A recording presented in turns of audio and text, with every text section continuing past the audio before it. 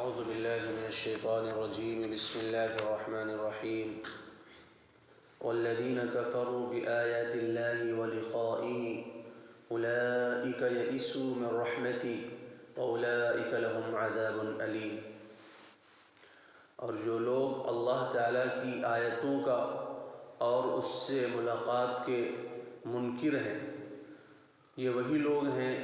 جو میری رحمت سے مایوس ہو گئے ہیں، اور یہ وہی لوگ ہیں جن کے واسطے بڑا ہی دردناک عذاب ہے۔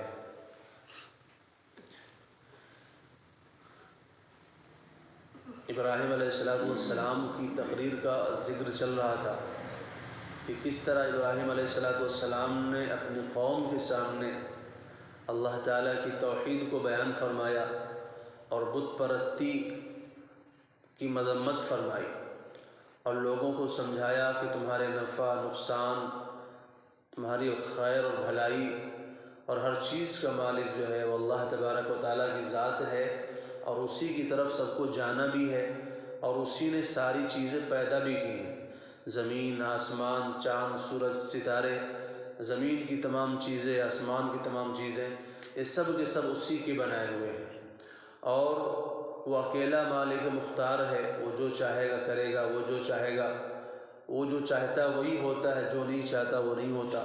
وہ جسے چاہے گا سزا دے گا، جس کو چاہے گا اپنی رحمت اور اپنے کرم سے اس کو مالا مال کرے گا، اور کوئی بھی انسان دنیا میں ایسا نہیں ہے جو اللہ تبارک و تعالیٰ سے بچ سکتا ہو۔ تو یہ ابراہیم علیہ السلام کی تقریر کا خلاصہ تھا جو انہوں نے اپنی قوم کے سامنے بیان فرمایا، اور اس کے بعد آگے بھی فرماتے ہیں کہ یہ تو اللہ تعالیٰ کی توحید ہے۔ رہی یہ بات کہ جو لوگ اللہ تعالیٰ کو نہیں مانتے ہیں اور اللہ تعالیٰ کے منکر ہیں، تو ان کے واسطے بڑا ہی دردناک عذاب ہے۔ والذین کفروا بآیات اللہ ولقائہ، کہ جو لوگ اللہ تعالیٰ کی آیتوں کے یعنی قرآن کریم کے منکر ہیں، ولقائہ اور اس کی ملاقات یعنی مرنے کے بعد دوبارہ زندہ ہونے کے منکر ہیں، کیونکہ مرنے کے بعد جب انسان زندہ ہوگا تبھی اللہ تبارک و تعالیٰ کے سامنے جا کر کے کھڑا ہوگا اور اللہ سے ملاقات ہوگی۔ تو جو اللہ تعالیٰ کی آیتوں کے اور اس سے ملاقات کے منکر ہیں، یہ وہی لوگ ہیں جو اللہ کی رحمت سے مایوس ہو چکے ہیں، اور یہ وہی لوگ ہیں جن کے واسطے بڑا ہی دردناک عذاب ہے۔ تو بہرحال یہاں پر جا کر کے ابراہیم علیہ السلام کی تقریر پوری ہوتی ہے، تو اب قوم سے کوئی جواب نہیں بن پڑا، کیونکہ ان کی باتیں اور ان کے مضامین اتنے ہی عمدہ تھے کہ کسی سے بھی جواب نہیں بن پڑا۔ اور پھر اس کے بعد وہ واقعہ بھی پیش آ گیا جو بتوں کے توڑنے کا تھا، تو کہنے لگے فما کان جواب قومہ الا ان قالوا اقتلوہ وحرقوہ، کہ ان کی قوم کا صرف ایک ہی جواب تھا، ان کو قتل کر دو یا آگ میں چلا دو۔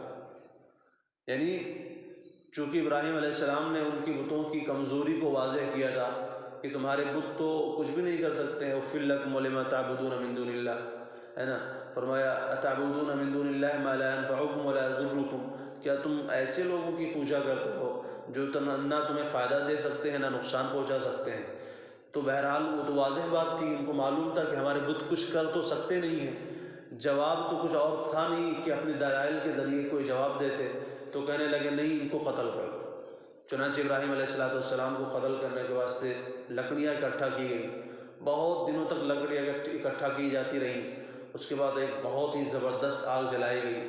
انسانی تاریخ میں اتنی بھاری آگ کبھی نہیں جلائی گئی، بہت ہی کہتے ہیں کہ آسمان کے چھت سے اس کے شعلے بات کر رہے تھے، یعنی اس کی اونچائی کو بتایا جا رہا، آسمان تک تو کوئی بھی چیز نہیں پہنچ سکتی، یہ اس کی بلندی کو بتانے کے لیے کہ کتنی اونچی وہ آگ تھی۔ پھر اسی آگ کے اندر ابراہیم علیہ السلام کو جو ہے منجنیق کے ذریعے ڈالا گیا، اس آگ کے اندر پھینک دیا گیا، لیکن اللہ تبارک و تعالیٰ نے اپنے پیغمبر کی حفاظت فرمائی، اور اس آگ کو بردم و سلامن، قرآن کہتا ہے قلنا یا نار کونی بردم و سلامن علی ابراہیم، امن اور سلامتی والی اللہ تعالیٰ نے اس کو آگ بنا دیا۔ جس آگ کے اندر جلانے کی صلاحیت تھی، جو آگ منٹوں کے اندر اپنے اندر ڈالی ہوئی چیزوں کو جلا کے پگھلا دیتی ہے، ختم کر دیتی ہے، لیکن وہ آگ بھی اللہ کے حکم کی محتاج ہے۔ اللہ تعالیٰ کا جب حکم ملتا ہے تب وہ جلاتی ہے، اللہ تعالیٰ کا حکم نہ ملے تو آگ کے اندر بھی جلانے کی طاقت نہیں ہوتی ہے۔ چھری اسماعیل علیہ السلام کے گردن پر پھیری گئی،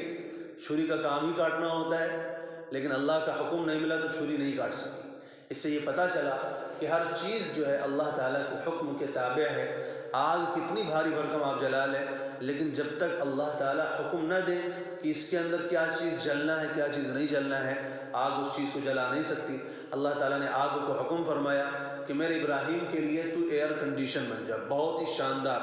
ابراہیم علیہ السلام فرماتے ہیں 40 دن اس آگ میں رہا، اتنا آرام میری زندگی میں مجھے کبھی نہیں ملا جتنا اس آگ کے اندر ملا۔ بظاہر تو آگ کے اندر تھے، لیکن اللہ تعالیٰ نے اس کو گل و گلزار بنا دیا، اندر پھول کھلا دیے، چشمے بہا دیے، چشمے جاری کر دیے۔ اور چونکہ پوری زندگی تو محنتوں مشقتوں میں گزری، لیکن وہ 40 دن سمجھو ایک طرح سے آرام کے تھے۔ تو ابراہیم علیہ السلام فرماتے ہیں جتنا سکون مجھے اس 40 دن میں ملا، کسی پوری زندگی میں اتنا سکون نہیں ملا۔ تو ہر چیز اللہ تعالیٰ کے حکم کے تابع ہے۔ خلاصہ یہی ہے کہ ہر چیز اللہ کے حکم کے تابع ہے، خود بذات خود کسی چیز کے اندر کوئی تاثیر نہیں ہوتی ہے جب تک اللہ تعالیٰ کا حکم اس میں شامل نہ ہو۔ چنانچہ اللہ تعالیٰ نے اپنے پیغمبر کو اس آگ سے محفوظ فرمایا فما کان جواب قومہ، تو ان کی قوم کا یہی جواب تھا ان قالوا اقتلوه او حرقوه، کہ ابراہیم کو قتل کر دو یا ان کو آگ میں جلا دو۔ فانجاه اللہ من النار، تو اللہ تعالیٰ نے ان کو آگ سے نجات عطا فرمائی۔ ان فی ذلک لآیات لقوم یؤمنون، یقیناً اس میں نشانیاں ہیں ایسی قوم کے لیے جو ایمان والی ہیں۔ یعنی اس میں عبرت کی چیز ہے کہ اللہ تعالیٰ کی یہ ایمان والوں کا کام کیا ہے۔ ایمان والے جب ایسے واقعات کو پڑھتے ہیں یا سنتے ہیں تو ان کی ایمان میں مزید اضافہ ہوتا ہے،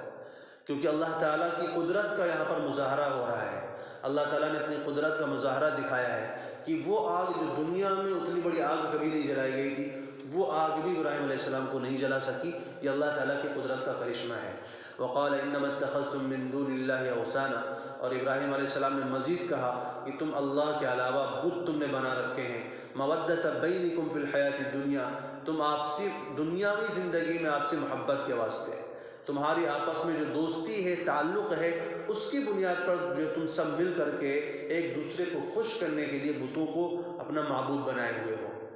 ہوتا ہے کہ آپ جب انسان جو ہے گروپ میں کام کرتا ہے، پورے گروہ مل کر کے کام کرتے ہیں، تو ایک دوسرے کی محبت میں کوئی کام کرتے ہیں۔ تو اللہ ابراہیم علیہ السلام نے بھی فرمایا کہ یہ تم بتوں کی پوجا کر رہے ہو ایک دوسرے کو خوش کرنے کے لیے، کہ یہ بھی خوش ہو جائے گا، وہ بھی خوش ہو جائے گا، وہ بھی خوش ہو جائے گا۔ تو ان کی جو بتوں کے جو بنانے والے ہیں یا تمہارے قوم کے لوگ ہیں، چونکہ وہ بت پرستی سے خوش ہوتے ہیں، اس لیے تم آپس میں ایک دوسرے کو محبت ظاہر کرنے کے لیے، ایک دوسرے کو خوش کرنے کے لیے بتوں کی پوجا کر رہے ہو۔ لیکن یہ صرف دنیا تک ہے، مرنے کے بعد معاملہ الٹا ہو جائے گا۔ یہ آج تم بت پرستی سے ایک دوسرے کو خوش کر رہے ہو، لیکن مرنے کے بعد معاملہ الٹا ہو جائے گا۔ کیا ہوگا کہ جب مرنے کے بعد تم کو جہنم میں ڈالا جائے گا تو ایک دوسرے پر لعنت کرو گے کہ لعنت ہو تیری وجہ سے میں ایسا کیا، لعنت ہو تیری وجہ سے میں نے ایسا کیا۔ قرآن کہتا ہے قال ادخلوا فی امم قد خلت من قبلکم من الجن والانس، کہ اللہ تعالیٰ فرمائیں گے کہ تم جہنم میں داخل ہو جاؤ جس سے تم سے پہلے جنات اور انسان داخل ہوئے۔ تو آگے کیا فرماتے ہیں کلما دخلت امۃ لعنت اختہا، جب بھی کوئی قوم جہنم میں ڈالی جائے گی تو اپنے لوگوں کو گالی دے گی۔ اپنے لوگوں سے مراد یعنی جن کی وجہ سے وہ گمراہی میں پڑے تھے،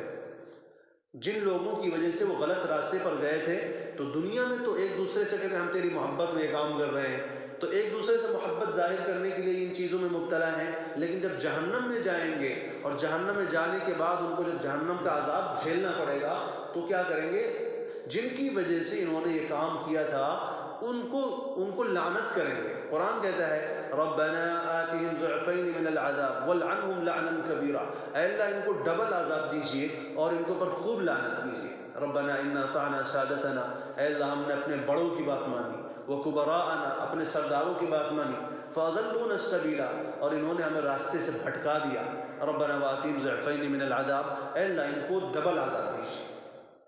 تو قرآن کہتا ہے کہ آج تو بڑی محبت ظاہر کرنے کے لیے اور ایک دوسرے سے تعلق اور الفت کو واضح کرنے کے لیے دیکھیے پورے ہزاروں کے ہزاروں ریلیاں نکلیں گی اور ایک دوسرے کو جوڑ کر کے اور ایسے ایک اتحاد کے طور پر جو ہے اجتماعی طور پر بت پرستی کے جو ہے مظاہرے کیے جاتے ہیں اور دکھایا جاتا ہے۔ لیکن یہی لوگ جو آج ایک دوسرے کے لیے مر مٹنے کو تیار ہیں، جب جہنم میں جائیں گے تو کہیں گے لعنت ہو تیری وجہ سے میں جہنم میں آنا پڑا۔ تو قرآن کہتا ہے کہ ثم یوم القیامت یکفر بعضکم ببعض، اور دوسری بات ان کے معبود خود انکاری ہو جائیں گے۔ ما کانوا ایانا یعبدون، اللہ یہ ہماری پوجا نہیں کرتے تھے۔ اب بیچاری کا اللہ تعالیٰ نے ایک مخلوق بنائی ہے گائے، وہ کیا اس کا کیا قصور ہے بیچارے کا؟ وہ کہے کہ اللہ ہم نے ان کو نہیں کہا تھا کہ ہماری پوجا کرو، ہم نے ان کو نہیں کہا تھا ما کانوا ایانا یعبدون، کہ ہم نے ان کو اپنی عبادت کے لیے اپنی پوجا کرنے کے لیے حکم نہیں دیا تھا، یہ خود ہماری عبادت کرتے تھے، بلکہ ہماری عبادت نہیں کرتے بل کانوا یعبدون الجن، یہ شیطان کی عبادت کرتے تھے، شیطان نے ان کو میری عبادت کی طرف لگایا، اے اللہ میں تو تیری عبادت کرنے والا ہوں، کیونکہ دنیا کے ہر مخلوق اللہ کی عبادت کرتی ہے، کوئی بھی چیز ہو، انسان میں تو بہرحال ہر طرح کے ہوتے ہیں، اس کے علاوہ جتنی بھی مخلوقات ہیں، کوئی چاہے حیوانات کے تعلق سے ہو، حشرات کے تعلق سے ہو، جمادات کے تعلق سے ہو، نباتات کے تعلق سے ہو، جتنی بھی مخلوقات اللہ تعالیٰ کی دنیا میں ہیں، قرآن کہتا ہے وَإِن مِّن شَيْءٍ إِلَّا يُسَبِّحُ بِحَمْدِهِ وَلَٰكِن لَّا تَفْقَهُونَ تَسْبِيحَهُمْ، دنیا میں جتنی چیزیں ہیں سب اللہ کی تسبیح بیان کرتی ہیں، لیکن تم نہیں سمجھتے، تمہیں ان کی تسبیح سمجھ میں نہیں آتی ہے، لیکن ہر مخلوق اللہ کی تسبیح بیان، تو بیچاری بھی کہے گی کہ اے اللہ ہم نے ان کو کہا نہیں تھا کہ ہماری عبادت کرو، ہم تو تیری عبادت کرنے والے تھے، لیکن ان نالائقوں نے خود ہی جو ہے گمراہ ہو گئے، اور یہ میری عبادت نہیں کرتے تھے بلکہ شیطان کی عبادت کرتے تھے، کیونکہ شیطان کے کہنے سے انہوں نے عبادت کی ہے۔ تو قرآن کہتا ہے کہ وَضَلَّ عَنْهُمْ مَا كَانُوا يَعْبُدُونَ، سارے معبود بھاگ جائیں گے، ان کے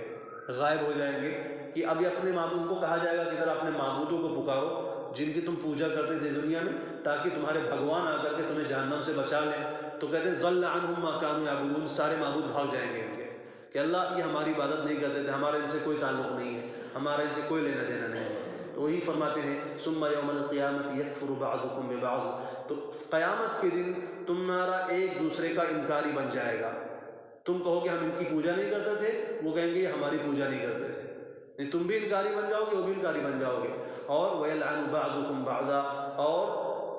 تم ایک دوسرے پر لعنت کرو گے، وَمَأْوَاكُمُ النَّارُ، اور تمہارا ٹھکانہ جہنم ہوگا، وَمَا لَكُم مِّن نَّاصِرِينَ، اور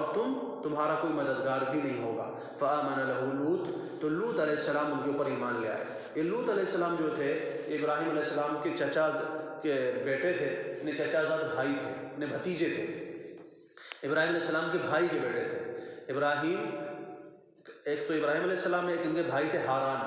تو ہاران کے بیٹے تھے لوط علیہ السلام، تو وہ اس وقت ابراہیم علیہ السلام پر ایمان لایا، اور ان کی قوم میں کوئی ایمان نہیں لایا۔ ایک ان کی بیوی حضرت سارہ رضی اللہ تعالیٰ عنہ، اور دوسرے حضرت لوط علیہ السلام ایمان لائے۔ پھر یہی تینوں حضرات ہجرت کر کے جو عراق سے پھر فلسطین کی طرف گئے ہیں۔ پھر اس کے بعد لوط علیہ السلام کو بھی اللہ تعالیٰ نے نبوت عطا فرمائی، اور لوط علیہ السلام کو اللہ تعالیٰ نے ایک صدوم نامی بستی تھی، اس کی طرف آپ کو نبی بنا کر بھیجا گیا۔ تو روایات میں آتا ہے یہ پہلے 3 شخص ہیں جنہوں نے اسلام کی خاطر ہجرت کی ہے۔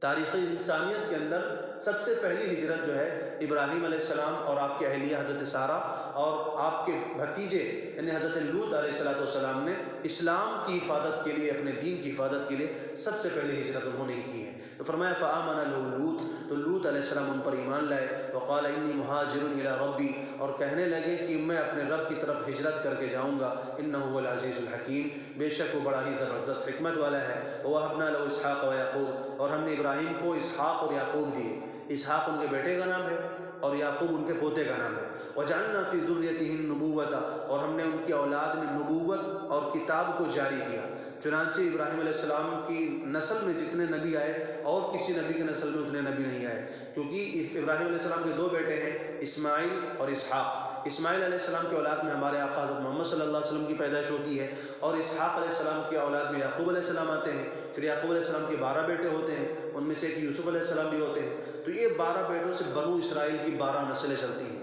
آپ نے بہت جگہ 12 چشمے، 12 راستے، 12 سنا ہوگا، تو یہ 12 خاندان ہوتے تھے، ایک خاندان کے بعد سے ایک چیز ہوتی تھی۔ جیسے سمندر میں جب 12 راستے بنے بنو اسرائیل کے لیے، تو ایک خاندان کے لیے ایک راستہ، چونکہ یعقوب علیہ السلام کے 12 بیٹے تھے، تو بنو اسرائیل ہزاروں انبیاء علیہ السلام آئے، اور وہ سب کے سب کس کی اولاد میں تھے؟ ابراہیم علیہ السلام کی اولاد میں۔ تو قرآن کہتا ہے کہ ہم نے ابراہیم کی اولاد میں نبوت بھی جاری کی اور کتاب جاری کی، وَآتَيْنَاهُ أَجْرَهُ فِي الدُّنْيَا، اور دنیا میں بھی ہم نے ان کے اجر کا بدلہ دیا۔ وہ بدلہ کیا تھا کہ آج دنیا کی سب سے جتنی بھی بڑی بڑی قومیں ہیں، وہ سب کے سب ابراہیم علیہ السلام کو اپنا پیشوا مانتی ہیں، چاہے یہودی ہوں، عیسائی ہوں، بت پرست ہوں، مسلمان ہوں، سب لوگ ابراہیم علیہ السلام کو اپنا بڑا مانتے ہیں۔ ہمارے آقا کو تو صرف مسلمان ہی مانتے ہیں، یہودی نہیں مانتے، عیسائی نہیں مانتے اور بت پرست نہیں مانتے، لیکن ابراہیم علیہ السلام کو سبھی اپنا مقتدی مانتے ہیں۔ تو انہوں نے اللہ تعالیٰ کیا فرمایا، ہم نے ان کو امام بنایا ہے، یعنی پوری قومیں ان کو اپنا مقتدیٰ مانتی ہیں۔ وَإِنَّهُ فِي الْآخِرَةِ لَمِنَ الصَّالِحِينَ، اور یقیناً وہ آخرت میں بڑے نیک لوگوں میں سے ہیں۔ اللہ تعالیٰ ہم سب کو توفیق نصیب فرمائے۔ سبحان اللہ وبحمدہ، سبحانک اللہم وبحمدک، ونشہد ان لا الہ الا انت، ونستغفرک۔